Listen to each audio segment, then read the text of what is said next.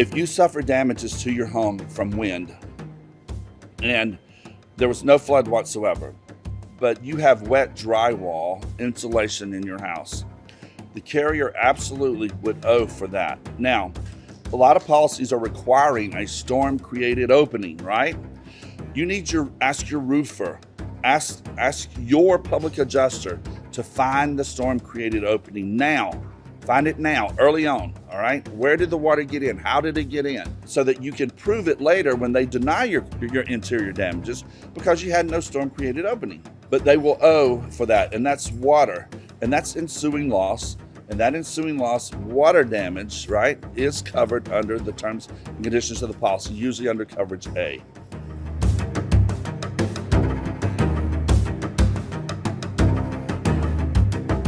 Ian was a pretty bad storm, and a lot of people suffered some terrible damages, and a lot of their personal belongings and keepsakes and treasures got destroyed. The insurance company, in most instances, will owe to replace those items. Now, depending on whether or not you have flood or was it damaged because of wind, right? So we're not talking apples to apples here. We're talking flood, which is apples. We're talking wind, which is oranges.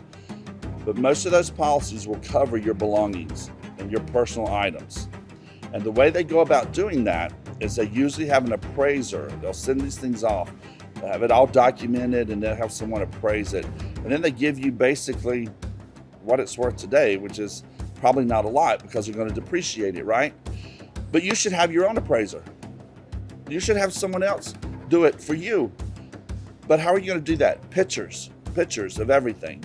You got to take pictures, you got to document.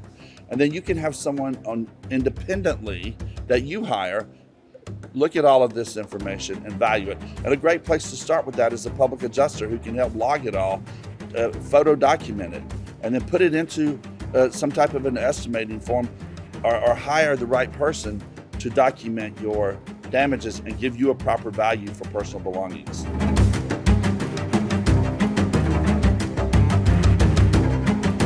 Well, in Florida, due to a hurricane, public adjusters, their fees are limited by statute. But it's not going to be that much, I can tell you now. Most of them are charging 10%. That 10% that you pay them, they're going to get you even more than that from the carrier because they're going to get you what's properly owed to you that you don't even know you're owed.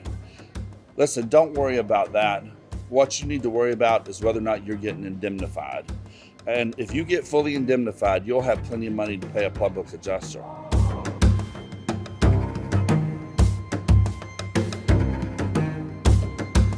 If you get your coverage determination letter back from the carrier, and in it is a check, and in it is the scope of work, but it nowhere near covers your damages.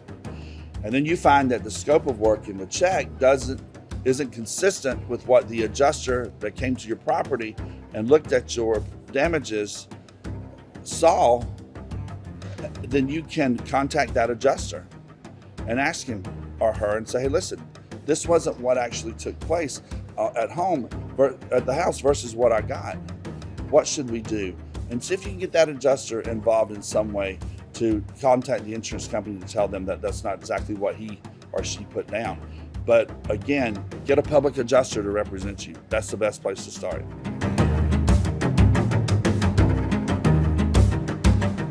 Yes, they could very well owe for those because that's damage, right? And what happens is the pressure, the pushing of the wind on those windows will pop those seals. And when it pops those seals, they fog up. But you got to document that. And you got to be able to show that you didn't have that damage prior to the storm, but that it happened after the storm. So document it. If you have photographs, maybe go back through your pictures in your phone and say, oh, there's some pictures of the living room from a year ago, and try to pull that picture out and say, see, there was no damage a year ago, but there's damage now. Do what you can to try to document, but check all of your windows. And sometimes you'll find that the windows on one side of the house the seals will be popped, but it won't happen on the other side of the house. That's consistent with wind, right? And the pressures of the wind, the way the hurricane swirls and those pressures from the wind come through and pop them seals.